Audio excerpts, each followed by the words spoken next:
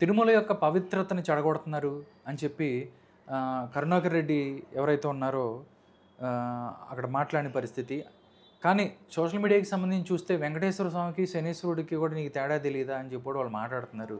నిజంగా ఇది రాజకీయాల కోసం దేవుళ్ళు అవుతున్నారా? నిజంగా అక్కడ ఏం జరిగిందంటే ఏం చెప్తారు సార్? ఇప్పుడు ఎన్ని చెప్పినా కూడా ప్రపంచవ్యాప్తంగా భక్తులు వచ్చేటువంటి పుణ్యక్షేత్రం తిరుపతి.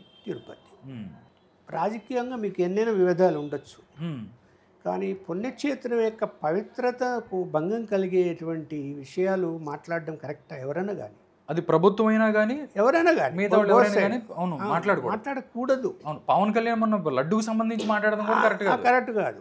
అది అది అది ఒక్కసారి అలా వెళ్తే ఏమైపోతుంది, భక్తుల మనోభావాలు దెబ్బతింటాయి. దానివల్ల రావడం సంఖ్య తగ్గిపోతుంది. ఏమో అక్కడేమో జరుగుతున్నది అని అంత నమ్మకం ఉండేట్టు దాన్ని నమ్మకం లేని వ్యవస్థగా మార్చడము కరెక్ట్ కాదు ఈ రాజకీయ పార్టీలు. ఇప్పుడు తాజాగా ఏంటి, అక్కడ అలిపిరి దగ్గర గతంలో చంద్రబాబు నాయుడు గారికి బ్లాస్టింగ్ ఏదైతే జరిగిందో దానికి దగ్గరలో శిల్పులు కొంతమంది అక్కడ ఇక్కడ దేవాలయాల్లో మా దేవాలయానికి పలానా శిల్పం కావాలంటే చెక్కి ఇచ్చేవాళ్ళు. ఏదైనా వాళ్ళు ఆర్థిక సాయం చేసి తీసుకునేవాళ్ళు, లేకుంటే ఉచితంగా కూడా ఇచ్చేవాళ్ళు. ఆ యొక్క శిల్పులు ఆ స్థలంలో శిల్పాలు చెక్కి ఇచ్చుకుంటూ వచ్చేది అది అక్కడ ఆ ప్లేస్ అది. అయితే బ్లాస్టింగ్ అయిన తర్వాత ఏం చేశారు అంటే ఇక్కడ ల్యాండ్ ప్రాబ్లం వస్తుంది అంటే ఒక సెక్యూరిటీ లాగా అవుతుంది. అక్కడ దాచుకొని కాంపౌండ్ గోడలు ఉన్నాయి, దాని కింద దాక్కొని మళ్ళీ ఏమైనా చేయొచ్చేమో అనేటువంటి ఉద్దేశంతో వాళ్ళని ఖాళీ చేయమన్నారు. ఖాళీ చేయించారు. ఖాళీ చేయించినప్పుడు కొన్ని శిల్పాలు అక్కడే ఉండిపోయాయి. అయితే నేనేంటి ఇప్పుడు విజువల్లో నేను గమనించినప్పుడు ఆ శిల్పము ఒకవేళ 10-12 సంవత్సరాల నుంచి 1-2 శిల్పాలు అక్కడ ఉంటే షెడ్డులో ఏమి లేవు, అవి బయట ఉన్నాయి. బయట ఉన్నప్పుడు పైనుంచి వర్షం పడ్డా, గాలికి, పొల్యూషన్కి ఆ శిల్పానికి దుమ్ము బట్టి ఉండాలి. అలా ఏం కనపడలేదు. ఓకే, అప్పటికప్పుడు ఏదో శిల్పం తెచ్చి అక్కడ పడుకోబెట్టినట్టు అనిపిస్తుంది నాకైతే. అవును, అక్కడ పెట్టి అట్లా కూడా ఛాన్స్ ఉంది. ఎందుకంటే ప్రభుత్వానికి ఇబ్బంది పెట్టాలని అనుకున్నప్పుడు ఏమేం చేస్తారు కదా, అర్ధరాత్రి తీసుకొచ్చి అక్కడ పెట్టేసి పొద్దున్న వచ్చి కెమెరా వాళ్ళని పిలుచుకొచ్చేసి చూడండి ఇక్కడ విగ్రహం ఉంది, వెంకటేశ్వర స్వామిది కింద పడేసి ఉంది, కనీసం దాన్ని ఎక్కడన్నా సరిగా పెట్టను కూడా పెట్టలేదు, పూజలు లేవు, ఏమి లేవు, పునస్కారాలు లేవు అని మాట్లాడచ్చు. అట్లా కూడా ఛాన్స్ ఉంది. లేదు అంటే ఒకవేళ వాటిని క్లీన్ చేశారేమో తెలీదు, కానీ క్లీన్ చేయకుండా శుభ్రంగా ఉన్నాయంటే గ్రేట్. అది అన్ని సంవత్సరాల నుంచి దాన్ని రాజకీయం చేశాడు ఈయన కరుణాకర్ రెడ్డి. చూడండి నిర్లక్ష్యం చేస్తుంది టీటీడీ అని. అది టీటీడీది కాదు, అక్కడ శిల్పులు టీటీడీ వాళ్ళు కాదు అని వాళ్ళు చెప్తున్నారు. టీటీడీ వాళ్ళు ప్రైవేటుది అని. సరే ఏది ఏమైనా కూడా ఆయన మీద కేసు పెట్టారు ఇప్పుడు. ఈ విధంగా అంటే తిరుమల పవిత్రను దెబ్బతీసే విధంగా సోషల్ మీడియాలో వ్యాఖ్యలు చేస్తున్నాడు, విజువల్స్ వస్తున్నాయి, ఇది పెట్టారు అనుకుందాం. ఇంకా రెండోది ఏం జరుగుతుంది, ఆయన మాటల్లో ఏం చెప్పాడంటే తాగుతున్నారు, బాటిల్స్ పడేసి ఉండ్రు ఇవన్నీ చెప్పిండు, అపవిత్రం చేస్తున్నారని చెప్పిండు. ప్రధానంగా ఇక్కడ నేను గమనించింది ఈ ప్రభుత్వం వచ్చినాకనే, గత ప్రభుత్వంలో జరిగింది ఇంకా చాలా చెప్తా, కానీ ఈ ప్రభుత్వం చేద్దాం. కింది నుంచి ఇప్పుడు పైన కూడా ఇళ్ళు ఉన్నాయి, ప్రైవేట్ వ్యక్తులు నివసిస్తున్నారు ఎప్పటి నుంచో. కొంతమంది 4వ తరగతి ఉద్యోగులు కూడా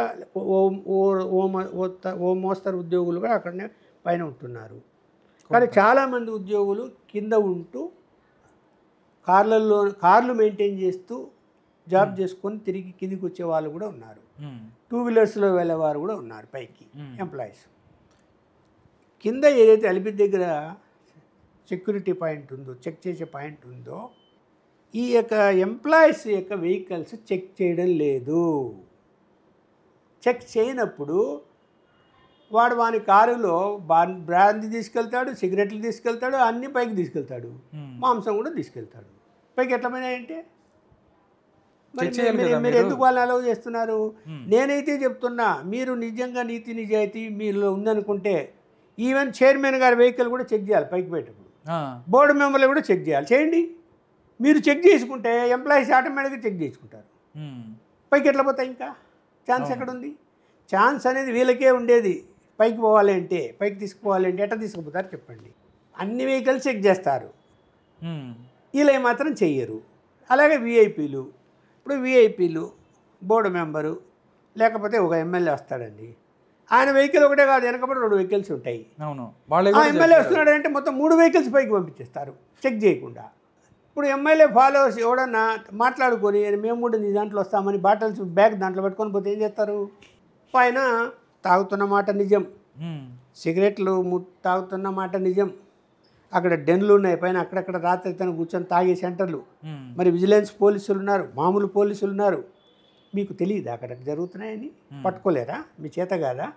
అంటే విజిలెన్స్ వింగ్ కూడా సరిగా పనిచేయట్లేదు. అంటే పనిచేయడం లేదంటే వాళ్ళకి తొత్తులు అయిపోయి ఉన్నారు వీళ్ళు కూడా. అక్కడ ఎలాంటి వాళ్ళు ఉన్నారో చెప్పనా? పులివెందుల టీములు అక్కడ ఉన్నాయి. అవునా? అన్నిటికీ మూలం అది. ఎప్పుడైతే 5 సంవత్సరాల పరిపాలనలో ఈ యొక్క టీటీడీ చైర్మన్లు ఇద్దరు కూడా వాళ్ళు పులివెందులు అక్కడి నుంచే టీడీ చైర్మన్ ఇద్దరు వైఎస్ఆర్సీపీ వాళ్ళు కదా, సుబ్బారెడ్డి కానీ కరుణాకర్ రెడ్డి కానీ. వీళ్ళ పీరియడ్లో ఏమైపోయింది? పైనటువంటి షాపుల్ని క్యాప్చర్ చేశారు, బినామీ పేర్లతో చేశారు. ఒక వ్యక్తికి 10 షాపులు ఉండొచ్చా? ఒకటే ఉండాలి చట్టం ప్రకారం. 10 షాపులు 15 షాపులు అనధికారికంగా షాపులు క్రియేట్ చేసి పెట్టుకోవడం. సరే, కొన్ని తొలగించారు ఈ మధ్యకాలంలో, ఇంకా ఉన్నాయి. ఇంకా వీళ్ళ ఆధీనంలో ఉన్నాయి. ఇక్కడ ఉన్నప్పుడు వీళ్ళు ఎలాంటి వాళ్ళు? వీళ్ళ నేచర్ ఏంది? అన్ని అలవాట్లు ఉండేవాళ్ళు. ఇంకోటి చెప్తే నువ్వు ఆశ్చర్యపోతావు వీళ్ళ నేచర్ ఎలాంటిది అని. రాజశేఖర రెడ్డి గారు సీఎంగా ఉన్నప్పుడు లక్డీగపూల్లో ఒక అపార్ట్మెంట్లో పులివెందులకు సంబంధించిన ఒక వ్యక్తి, నువ్వు చెప్తే ఆశ్చర్యపోతారు, వేశ్య గృహాన్ని నడిపాడు. నేను విట్నెస్. మళ్ళా నాకు పులివెందుల ఒక ఆయన, నేను లక్డీగపూల స్కూటర్లో వెళ్తుంటే ఆ హోటల్లోంచి బయటకు వస్తూ సార్ ఆగండి సార్ అన్నాడు. ఏమయ్యా అని ఎప్పుడు వచ్చినావంటే, సార్ ఇట్లా ఘోరం సార్, రాజశేఖర్కి అవమానం చేసినాడు ఒకడు ఈ లక్డీగపూల్లోనే పక్కన అపార్ట్మెంట్లో, నిన్ను పిలిచకపోతే చూడు సార్కి చెప్పు నువ్వు పోయి అని వాడు ఏం చేసాడు? స్కూటర్ నేను లోపల హోటల్లో పెట్టేసి ఇద్దరం కలిసి పోయినాం. లోపలికి వెళ్ళారా? లోపలికి అపార్ట్మెంట్కి పోయినాం.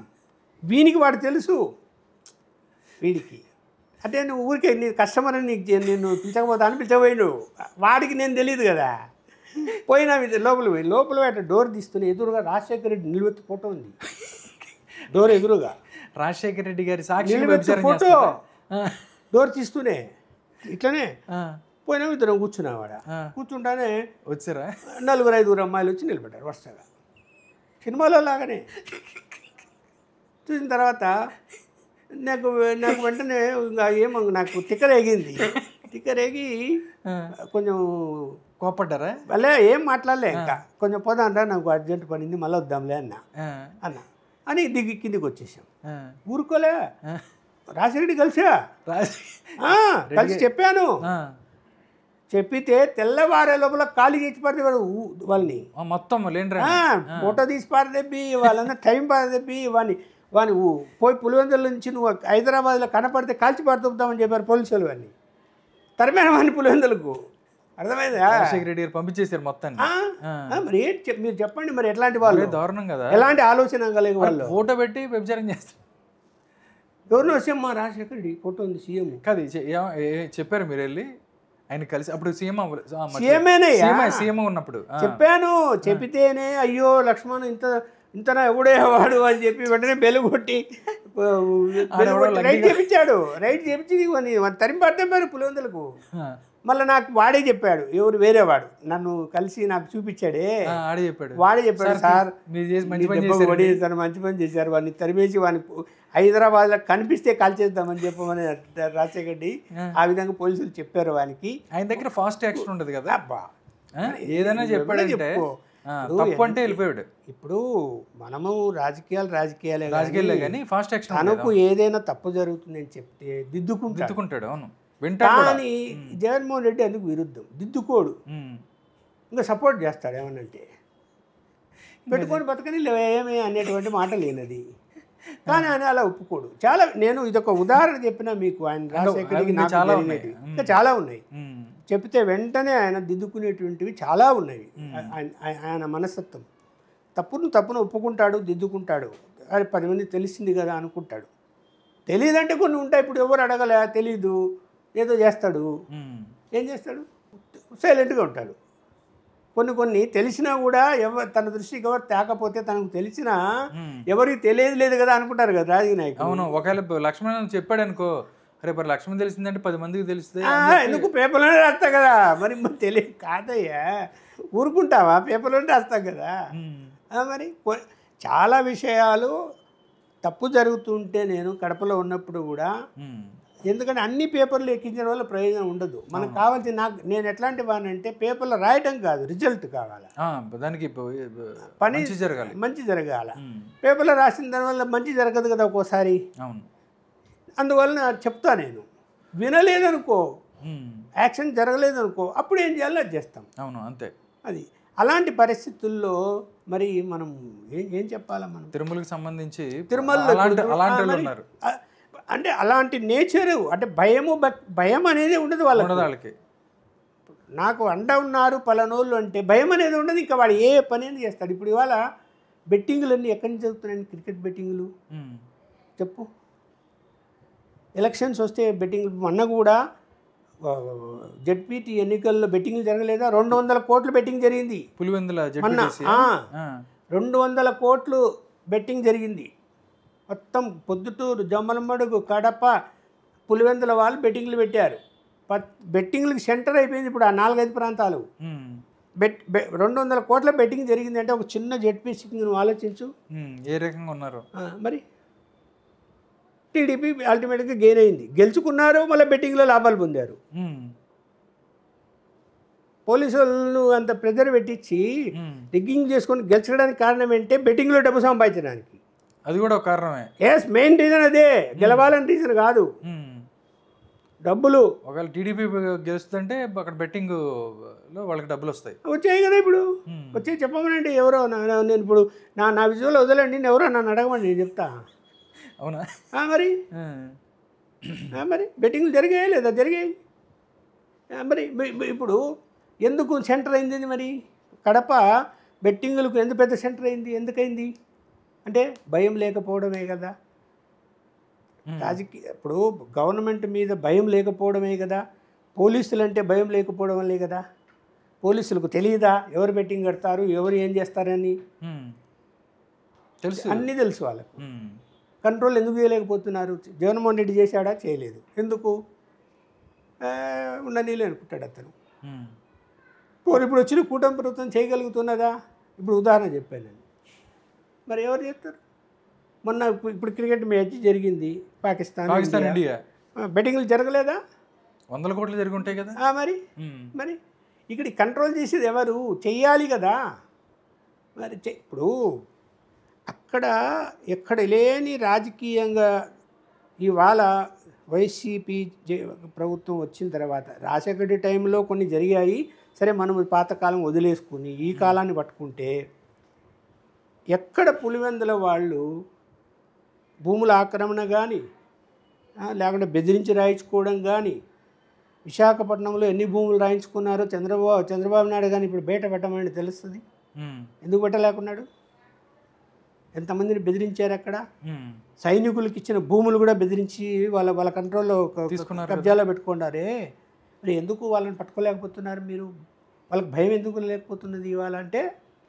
అన్నిటికీ అల్టిమేట్ ఏంటంటే అధినాయకుడిని నువ్వు ఏం చేసుకోలేవు అని అన్ని ఫీలింగ్ వచ్చినప్పుడు మమ్మల్ని ఏం చేసుకుంటారు, ఆయన్నే ఏం చేయలేకున్నారు అని వాళ్ళకి ఇంకా ధైర్యం ఎక్కువ వస్తుంది. చిన్న చిన్న కేసులు పెడతావా? ఏం కావు. మస్తులుగా గంటకు 1 కోటి రూపాయలు తీసుకున్న లాయర్లు వాళ్ళ చేతిలో ఉన్నారు, పుష్కలంగా డబ్బులు ఉన్నాయి. వాడు లాయర్ని ఉపయోగించుకుంటాడు, బయటకు వస్తాడు, వాడికి అంతకంటే ఎక్కువ సంపాదించుకుంటాడు. చెప్పు, ఎక్కడ చేయలేదు చెప్పు. తిరుపతిలో చేయలేదా భూముల ఆక్రమణ? విజయవాడ చుట్టూ చేయలేదా? రాజధాని వద్దని చెప్తున్న అమరావతి ప్రాంతంలో కూడా భూముల ఆక్రమణ జరిగినాయి. విశాఖపట్నంలో అన్నిటికంటే ఎక్కువ జరిగిందే. మరి ఎంతమందిని పట్టుకోగలిగినారు, ఎన్ని విడిపించగలిగినారు అనేది కూడా ఇంపార్టెంట్ కదా. మరి ఇప్పుడు తిరుమల పవిత్రత కాపాడే విషయంలో కరుణాకర్ రెడ్డి కూడా తప్పు చేస్తున్నాడు. నువ్వు విజువల్ చూపించి ఇక్కడ అపచారం జరుగుతుందని చెప్పడం కాదు, నువ్వు కూడా చైర్మన్గా చేసావు. ఒకవేళ అలాంటిది ఏదైనా కనిపిస్తే నువ్వు ఆఫీసర్లకు చెప్పు, అదిగో ఇలా ఉంది, దాన్ని సరి చేయండి అంటే వాళ్ళు సరి చేస్తారు. లేదు అంటే అప్పుడు దాన్ని ఇష్యూ చేస్తే టీటీడీలో ఇలా జరుగుతున్నది అంటే ఖచ్చితంగా అక్కడ ఆ యొక్క దాని ప్రతికూలము అది అందరికీ ఇబ్బందే కదా. అవును. ఇప్పుడు మనము ఒక మహాపుణ్యక్షేత్రాన్ని మీద అపవాదులు వేయటం కరెక్ట్. రాజకీయాల కోసం దాన్ని తప్పు అపవాదులు వేయడం కరెక్ట్ కాదు కదా. నువ్వు సరిచేయవయ్యా, ఎవరొద్దన్నారు? నువ్వు సరిచేయి. ఓ పైన తాగుతున్నారు, సిగరెట్లు తాగుతున్నారు, పైకి ఎలా వెళ్తున్నాయి, నువ్వు ఇప్పుడు నేను సలహా చెప్తున్నా, అందరి చెక్ చేయమని వెహికల్స్. నువ్వు చెప్పు ఆ విధంగా. నువ్వు కూడా ఆయన పీరియడ్లోనే అసలు అలా జరిగింది ఎక్కువ. ఇంకా ఉన్న విషయం చెప్పాలి. మొత్తం పైకి వెహికల్స్ గారే మన చైర్మన్ గారి మనిషి వస్తున్నాడు, పలానా వెహికల్ నంబరు పంపించేయండి అంటే పంపించేస్తున్నారు పైకి. దాంట్లో వాడు ఎవడున్నాడో తెలియదు, ఏం తీసుకుపోతాడో తెలియదు. మరి నువ్వు చెప్పు, పంపించారు లేదో? పంపించారు కదా. మరి ఇప్పుడు కూడా అలాగా పంపిస్తుంటే కనుక తప్పు అని నేను అంటున్నా. అంతే, తప్పే కదండి. వాళ్ళు చేసిన తప్పు మీరు చేస్తారు. మీరు అన్నీ కంట్రోల్ చేయండి. పైకి ఎలా వెళ్తాయి? ఇప్పుడు పైన ముందు నైట్ టైం గిన మొత్తం చెక్ చేయగలిగితే ఎక్కడ ఏం జరుగుతున్నాయి అని కంట్రోల్ అవుతుంది. రెండోది ప్రధానంగా చెక్ పోస్టులు ఎవరి వెహికల్ వదలకుండా చెక్ చేయాలి. చేస్తే పైకి వెళ్ళలేవు, భయం అనేది వస్తుంది అని నేను అనుకుంటున్నాను. థ్యాంక్ యూ లక్ష్మణ్ గారు. ప్రస్తుత రాజకీయ అంశాల మీద చక్కని విశ్లేషణ అందించారు. నమస్కారం. నమస్తే.